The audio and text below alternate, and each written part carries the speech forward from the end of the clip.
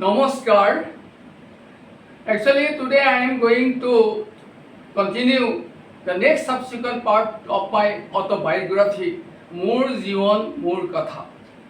Actually, in this chapter, regarding the playings of marble, Actually, why young generation should play marble playings.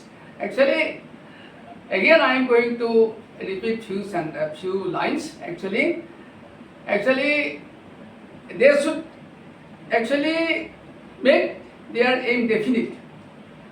They can make their aims definite in future, and it increase the eyesight. If you play marbles at a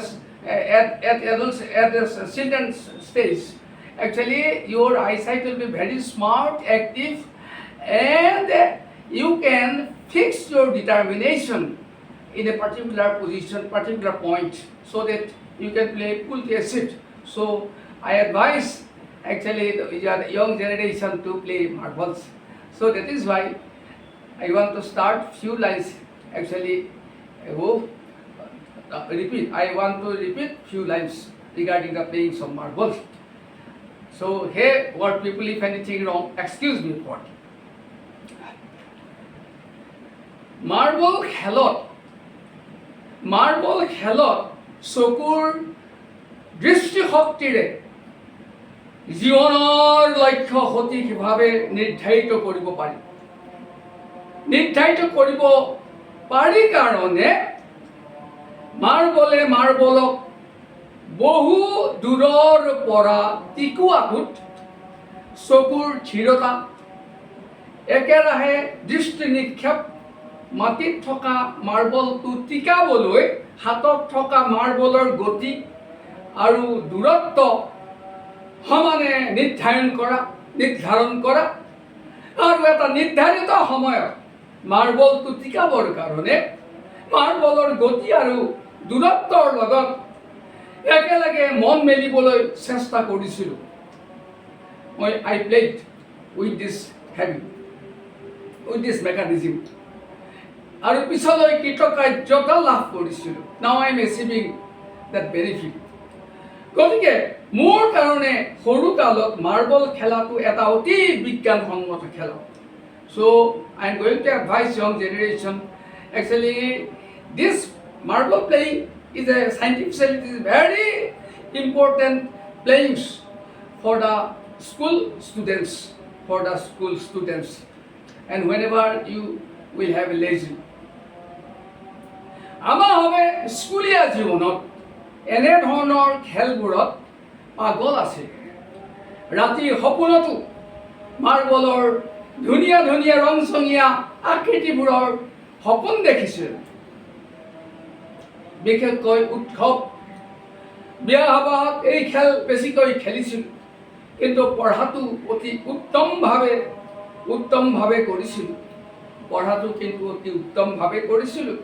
অভাৱত দেউতাৰ চোলা বা ৰুমালৰ গাঁঠিত থকা আৰু গোসাঁই ঘৰৰ বাঁহৰ চুঙাত থকা পইচা মাৰ্বল কিনিবৰ কাৰণে চুৰ কৰিছিলোঁ। ইয়াৰ কাৰণে সৰুকালতে ঘৰত বহুদিন মাৰ্কেল খাইছিলোঁ। মাৰ্বল কিনিবৰ কাৰণে ঘৰৰ গোসাঁই ঘৰৰ বাঁহৰ চুঙাত দেউতাই নামত গাই থোৱা খুচুৰা পইচা চুৰ কৰিবলৈ যোৱাটো আমাৰ হ'বৰ কাৰণে কিমান যে বিপদজনক আছিল। কাৰণ গোসাঁই ঘৰৰ পৰা পইচা চুৰ কৰাটো অতি ডাঙৰ পাপ, আৰু দেউতাই গম পাব লাগিলে পঘাৰে খুটাত বান্ধি চকুৰে সৰিয়হ ফুল দেখুৱাব। মাৰ্বল কিনিবৰ কাৰণে সদায় পইচা লোৱাৰ বাট নাছিল, সেইকাৰণে মৰণক শৰণ দিও পইচা চুৰ কৰিছিলোঁ। পইচা কেনেকৈ চুৰ কৰিছিলোঁ হে প্ৰভুসকল শুনক। আমাৰ ঘৰত কাম কৰা মানুহৰ সৈতে বছৰটোত প্ৰায় 15-16 জন মানুহ। গতিকে এনেকুৱা অৱস্থা চুৰ কৰাটো অতি বিপদজনক। বাঁহৰ চুঙাত ৰূপৰ 1 অনা 2 অনা সিকি আধলি ইত্যাদি পইচাবিলাক আছিল। পইচা ভৰাব পৰাকৈ চুঙাটোত এটা ফুটা কৰি গোসাঁই ঘৰৰ বেৰত আওদাই থৈছিল। আমাৰ ঘৰৰ গোসাঁই ঘৰটোৰ মাটিৰ বেৰখনৰ বাহিৰৰ ফালে ঢেঁকীশালখন। গোসাঁই ঘৰ আৰু ঢেঁকীশালৰ মাজত জাতি বাঁহৰ কামিৰে বনোৱা সৰু সৰু খুঁটাৰে এখন অতি সৰু খিৰিকী। গোসাঁই ঘৰৰ দুৱাৰখন বাঁহৰ আছিল। দুৱাৰখন খোলোতে জপাওঁতে খুব কেৰ কেৰ শব্দ কৰে। সেইকাৰণে ঘৰখনৰ নিজান অৱস্থাত মাৰ্বল কিনিবৰ কাৰণে পইচা চুৰ কৰাটো অতি বিপদজনক আছিল। ঢেঁকীশালত আমাৰ মাহিতী আৰু বাইদেউহঁতে যেতিয়া ঢেঁকী দিয়ে, তেতিয়াই ঢেঁকীৰ শব্দৰ লগে লগে পইচা চুৰ কৰাটো অতি সহজ হৈছিল। কাৰণ পইচা থকা শুকান বাঁহৰ চুঙাটো যেতিয়া বেকা কৰি পইচা উলিওৱা হয়, তেতিয়া খুব জোৰেৰে ঝন ঝন ঝন ঝনকৈ শব্দবিলাক হয়। গতিকে ঢেঁকীৰ শব্দত ঝন ঝন শব্দবিলাক বাহিৰৰ পৰা শুনা নাপায় আৰু ঢেঁকীৰ শব্দৰ লগত এই শব্দ মিলি যায়। সেইকাৰণে মাইকীহঁতে ঢেঁকী থকা অৱস্থাতেই গোসাঁই ঘৰৰ পৰা পইচা চুৰ কৰাটো অতি উত্তম উপায় আছিল। অৱশ্যে এই চুৰ কৰা স্বভাৱটো ল'ৰালি কালত মাৰ্বল খেলাৰ দিনতহে আছিল। জেঠৰ শেষ দিনবোৰ অহাৰ লগে লগে শুকান লিকতা সিজল আৰু আদাৰ গছৰ চাৰুলীয়া শিপাৰ মূৰা আৰু চাৰে তিনি হাত দীঘল গছৰ জোপোহা ডালবোৰৰ টুকুৰাবোৰে খৰালি 4-5 ফুট দ হোৱা নৈখনত ঠাই চাই 3-4টা জাহাজ প্ৰতি বছৰে মাছ ধৰিবৰ কাৰণে বোকা বালি মাটিৰ সংমিশ্ৰণ থকা ঠাইবিলাকক দিওঁ। নৈখন মানে আমাৰ নামদাং নৈখন। নৈখনৰ বোকা বালিয়া মাটিত থকা সৰি পৰা শুকান পাতবোৰৰ লগত লালুৱা শিঙৰা, পাভ, বামি, তোৰা, এলেং, ঘৰি আদি সোৱাদযুক্ত মাছবিলাক থাকিবলৈ বৰ ভাল পায়। Actually, I am going to tell you scientific name. Lalua hingora, actually Mistas vitatas. Lalua hingar Mistas vitatas and Mistas corsula. Pavo, umpok pavo. Bami, Mastocymbalus armetas. Mastocymbalus armetas. Tura, Mastocymbalus punculus. Eleng, actually Cyprinus actually Carpio. Kuri, actually Lebiogonius. Then Misamas, actually Misamas macrobasium, actually Asamensis macrobasium Diana. And also Eleng mas. I am calling already Eleng. And different types of that indistinct varieties of small freshwater fishes actually আদি অতি সোৱাদযুক্ত মাছবিলাকে থাকিবলৈ বৰ ভাল পায়। নৈখনৰ কম সোঁত থকা কিনাৰৰ দ ঠাইবিলাকত জাজবিলাক দিয়া হয়। আমি দিছিলোঁ। জাজত থকা গছৰ টুকুৰা, ডাল আৰু মূঢ়াবিলাকৰ মাজৰ ফোপোলা ঠাইবিলাকত জাতি আৰু মোকাল বাঁহৰ শুকান জোপোহাবিলাক সুমুৱাই দিয়া হয়। কাৰণ মাছবিলাকে জাজৰ ভিতৰত এইবিলাকত থাকিবলৈ অতি ভাল পায়। জাজবিলাক ঘূৰণীয়া আকৃতিত বনোৱা হয় আৰু অন্য মাছমৰীয়াই জাজত মাছ মাৰিব নোৱাৰাৰ কাৰণে তাৰ চাৰিওফালে বেতবিল গছবিলাক কাঁইটেৰে সৈতে বেৰি দিয়া হয়।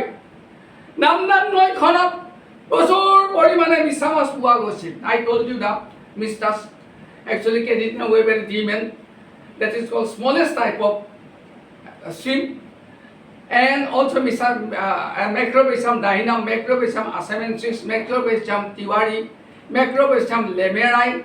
So these are the varieties of different varieties of actually prawns.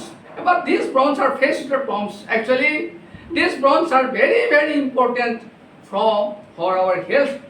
But it is not allergenic. It is not allergenic, but it is mainly good for our health, and it is purely carcinogenic. It is purely carcinogenic. If you eat this fish, that cancer disease even cannot attack you. So we found this because I am an ichthyologist. I came to know from this. That is, I am actually practically was a fisherman. So that is why actually মিছা মাছ পোৱা গৈছিল আৰু জাতত থকা ফুটা কৰা বাঁহৰ পাপবিলাকত মিছা মাছবিলাকে থাকি খুব ভাল পাইছিল. Now this actually prawns like to stay in this holes of the bamboo. তো এইদৰে বহু ব্যস্ততাৰ মাজতো অতি ভাল ধৰণে পঢ়া শুনা কৰি জেঠ মাহটো পাৰ কৰিছিলোঁ. I stood first, sometimes I stood second, like that, but with cultivation. Reaping the corns, actually cutting the ripen crops like that, and also I went to grazing fields also, actually for our cow, bullock, and also I went to jungle to cut the actually tree for our cooking purposes. I went to the different wetty lands, actually bills. And also in this river for fishing, but with the boroki, different fishing gears, kuka, kalpala, tuha, in different, particularly in the rainy season and also in the winter season. And but all this, I consider topmost. I give the topmost priority my study. My father told me, so that is why I am getting the benefits today nowadays, because previously I was a son of a cultivator, very coming from the poor family. I told you previously. Not I am very happy. Actually, in our life, actually we must have the taste of misery, and you have to overcome that misery. After misery obstacles, when you get the enjoyment, that is the real enjoyment. So that's why I am getting now. I am getting the benefit. So I am very happy. Especially for the young generation, I am advising to actually listen my autobiography. Definitely they will get some benefit. Actually, physically, mentally, academically, and also holistically. So hey world people, hey young generation, if anything wrong, excuse me for that. And thank you very much.